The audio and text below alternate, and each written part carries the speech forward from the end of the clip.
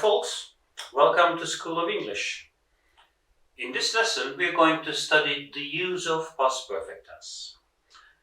Let's jump in. Past perfect tense is used for a past action that takes place before another action in the past. It means that there are two actions in the past, and past perfect tense is used for the earlier one, the one that happens before the next one, okay? By the time I arrived at the theater, the play had started. Which one is the earlier action here? The play had started. The play started first, then I arrived. When I got to the pub, he had already drunk a bottle of whiskey. See? Which one is the earlier one? Drinking a bottle of whiskey is the earlier action, then he got to the pub. Okay, look, here we have examples indicating, showing that how the chronological order is set up with simple past tense. If we use sentences always in simple past tense, there happens to be a chronological order. Look, Helen's parents divorced when she was only 12, and her brother married and immigrated to Canada. Helen's husband died.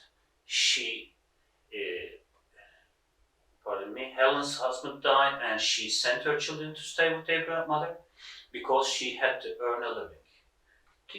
All these events take place one after the other in a chronological order. Okay? She felt miserable and helpless because there was no one to support her anymore. And this is the point the events have arrived. That's the chronology. Here it means that if you tell a story or if you tell a series of events in the past with using simple past tense, then you use a chronological order. How about past perfect tense? Past perfect tense enables us to flash back. See, they use it in books, films, to flash back into the past. Now look, the same story with a different setting. Helen felt miserable and helpless because there was no one to support her anymore. First, we tell the point we came first. This is the point that will be our point of reference while talking about the earlier events.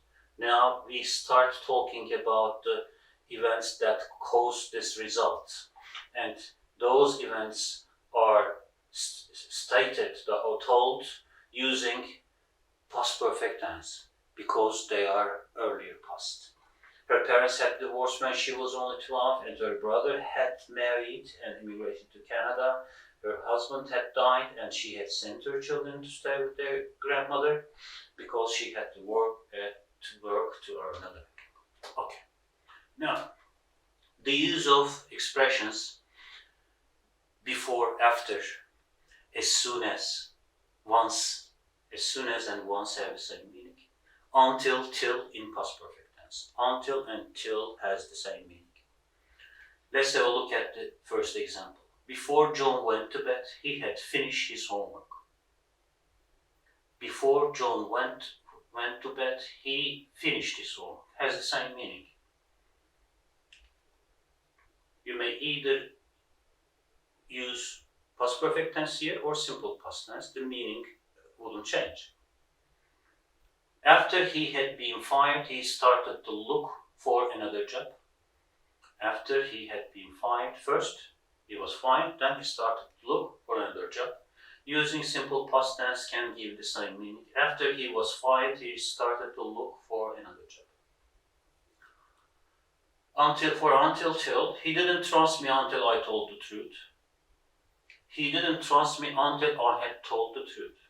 No change in meanings. use simple past tense because it's not misleading us about the order of events here. Examples with once, as soon as, they have the same meaning as I said before. As soon as I saw him, I gave the news. First I saw him, then I gave the news. As soon as I had seen him, first, again, I saw him, I gave the good news. Either in simple past or past perfect. No change in meaning. How about when? When I got into the room, he went out. First, I got into the room, then he went out. Look, there is a change here. When I got into the room, he had gone out. If we use past perfect here, the order of event changes.